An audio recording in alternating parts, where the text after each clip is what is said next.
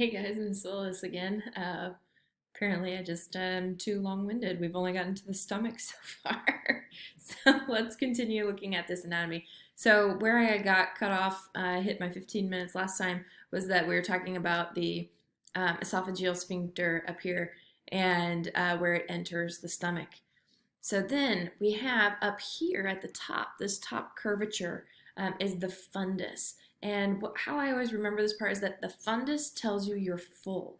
There are little nerve receptors up there that, as that area expands and stretches, it's sending autonomic feedback to your brain saying, hey, it's getting pretty full down here, so that you stop eating and making it so full. Now, there is some delay there, which is why a lot of times you might end up feeling overstuffed. Then the mid part of this is the body of the stomach. And then down here at the bottom, where we're getting to our exit point, is the pyloric region, which gets us to the very end, the pyloric sphincter. Now, if you ever get a chance to dissect, because obviously we're not going to get to this year, if you pinch on different sphincters, you'll actually feel, particularly the pyloric sphincter, it's very stiff. And part of that just has to do with the way that the muscles are there. They're so strong to prevent any of that from just leaking into the next area. We want to maintain all that acidity within the stomach so that it's not leaking into the duodenum, the next part of the tract, and causing ulcers and things like that. And so it's like a really strong one, versus when you think of the cardiac sphincter, it's kind of weak, because think about how often you burp, or just with food coming in that it has to open. And also that cardiac sphincter can become weaker if you're eating a lot or if you're drinking a lot of sugary foods, a lot of caffeine, coffee, sodas, things like that. All of that makes that weaker, which is part of why when you and part of it has to do with just like bubbly stuff too in your stomach. That opens up to kind of release that pressure a little bit, but sometimes acid sneaks up, and so as that gets weaker, you have more and more heartburn constantly. But with that pyloric sphincter being the end point. And then do you see all this stuff that kind of looks like ramen noodles? It's not. It's just like folds within the stomach. They're called ruga or rugae. And they increase the surface area so that there's more space to secrete more of the hydrochloric acid and enzymes. And so it's not like those stretch out and then grab the food. It's just a matter of increased surface area so that we can have more of our chemicals to help with chemical digestion. Now, remember that there are those muscular layers. And so we've already talked about the chemical digestion of the stomach, but also remember that it's going to physically squeeze the food. And so there's mechanical digestion as well. So looking here, you'll see that there's actually extra muscle layers around the stomach to help it kind of move in all the different directions. So we'll have that mucosal layer, submucosa, muscularis is what I'm talking about here. And then the serosa on the outside, there will be different omentums that attach to them. We have the lesser curvature back here, and it'll be kind of on the backside. Your stomach sits, if you think of your stomach kind of like a pouch, a canteen, it lays flat and then it wraps up and wraps to the side for those openings. And then by the time that the food exits your stomach, instead of being a bolus anymore, it's called chyme. So if you've ever eaten something and you puked and it looks way different than it did when it was coming down, it kind of looks more like a grainy, watery substance, that's when it's called chyme. It's not a bolus at that point. So there's been a lot more chemical breakdown to it. Oops. Then we get to the small intestine. Very first part is the duodenum. You'll also hear people say duodenum. Both are correct. The next part's my favorite, the jejunum. Doesn't it sound like a DJ being like jejunum, right? And then the ileum being the last part before the large intestine. The duodenum's where we need to make the chyme less acidic before it moves forward. And then if you were to dissect the intestines, you can actually kind of see where it goes from being the duodenum is a very short part, and so that's obvious. It'll obviously look very different. But between the jejunum turning into the ileum, if you fillet open the small intestine, you can actually see that difference as it moves across. So with the duodenum, we're going to have some accessory organs here from the liver, gallbladder, and pancreas. Liver makes bile. It breaks down fats. Gallbladder, anything in your body that has the word bladder is just a storage area. It doesn't produce anything on its own. So the gallbladder is going to hold any excess amount of bile. A lot of times your liver is just making bile, and it's like, oh, wait, we don't need any more. And so, oh, take it back up. And it'll sit in the gallbladder until the next time we digest more food, we'll use that first. And then the pancreas is going to secrete a bunch of enzymes that help break down all of our different food particles, and it also helps with decreasing the acidity of the chyme as it comes through.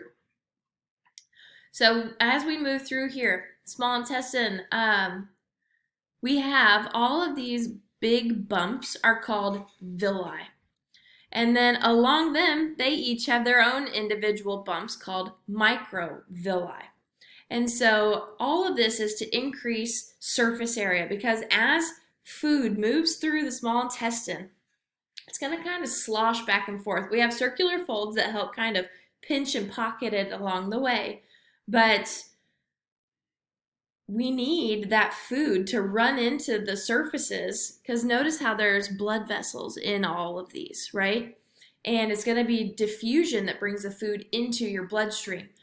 But if it just runs past it and we're just picking up what we can as it goes along, we're not going to get a lot of nutrients. We're going to need to eat a lot more food than what we're eating, just so that our body will get more of it as it goes past this area. Instead, it kind of moves back and forth, and as it comes into more contact with more surface area, then we can bring more of it up into our body, into our bloodstream. Then we get to the large intestine. And so right here is the end of the, this is the end of the small intestine, so the end of the ileum, and then it's going to dump down into this big pouch here called the cecum. And so here we'll have the ileocecal valve. Okay, so notice how this dumps downward, and then it's going to be pushed up. Cecum means blind spot. So it's the idea, it's like when you think of sewers in the movies and like the fluid is coming out and dropping off into a pool of water, and then it's going to get pumped somewhere else. It's kind of like that. And we've got the appendix coming off of the cecum here. So moving upward will be called the ascending colon, right? To ascend means to go up. Then the transverse colon to go across. The descending colon to go down. Then we have the sigmoid colon, which is the S-shaped. This is sigma in Greek. If any of you are going to do Greek life, sigma means S, so S-shaped. This is where your fecal matter sits before you actually excrete it from your body. And so it's said that this is what gives your poo its shape. There's a whole episode of How I Met Your Mother about this, if you're familiar with that show. And then we get to the rectum. Rectum is talking about things that are straight. So like your rectus abdominis are your six-pack muscles. They go straight up and down. The rectum is the end of the colon, and it goes straight up and down. And then the anus at the end. The anus has two sphincters to it, the internal sphincter and the external sphincter. Generally, when we talked about sphincters, internal ones, you cannot control. It simply tells you that you gotta go. And then you've got the external sphincter, which is the one that you learn during potty training to control so you don't poo your pants. On here where it says RP or P, meaning retroperitoneal or peritoneal. So does it go behind the peritoneal cavity, or does it stay within it? It kind of moves back and forth as we move across. And so as we had the food come in through the small intestine, it was chyme. By the time it's done in here, it will be feces. And I don't think I've got it in here. I don't think I'd be allowed to show it anyway for copyright. But there's a video that shows that food doesn't just like sit in one spot in your large intestine and we absorb all the water from it. It actually gets sloshed back and forth. These big muscles just kind of lock and then they rock back and forth so that it has all the fecal matter meet more surface area of the large intestine, but it doesn't have as much surface area as it does like in the small intestine. So there's no villi, there's no extra amount of surface area in there. We're absorbing water, a couple vitamins too.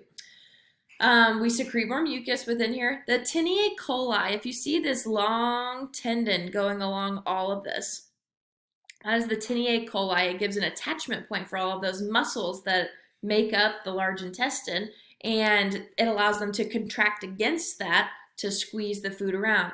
And then if you see all these little pouchy things, they are called haustra, singular haustrum, and they're part of why you get a colonoscopy, because sometimes you get bulges in those, like polyps, and as you get older, that becomes more common, and you get checked so that you don't get an infection and stuff like that. Then we get to the rectum and anus.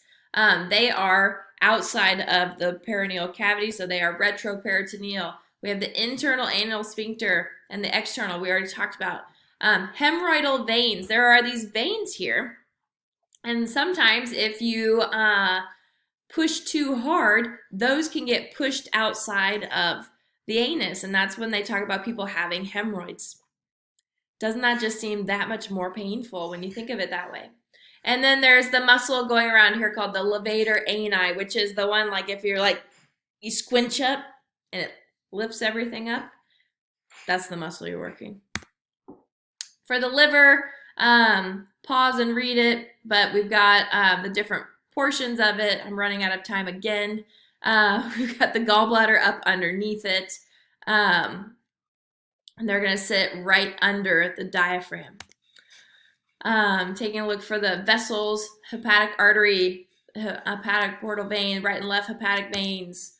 Liver has so many functions. What we're going to focus on is that it's secreting bile, but it can do all these other things as well. With the gallbladder, it just stores bile. If those become crystallized, we have crystallized cholesterol, and that's when you have gallstones, and they can cause blockages, which can make a person very ill. And so sometimes the gallbladder needs to be removed. And so what happens when a person's gallbladder gets removed? You no longer have a storage place. And so a lot of times those people will take medications. Otherwise, you just constantly have bile in your poo. And so then it's going to like be mucousy and come out all the time instead of absorbing better. So there's medications that help with that. For the pancreas, it's going to make pancreatic juices is all we're going to call it. There's 22 different enzymes. We're not going to go through all of them, but it neutralizes the acid. HCl, hydrochloric acid, is one of the strongest natural acids that there is. And so for that, it's only supposed to be in the stomach. Once it leaves the stomach, we got to neutralize it. We need to make it less acidic. And so that's what's going on here. We know about insulin and glucagon and diabetes and all that. That is other stuff that the pancreas can do, but it's not related to digestion. And that is where we'll pause for today. Yay, we made it. See you next time.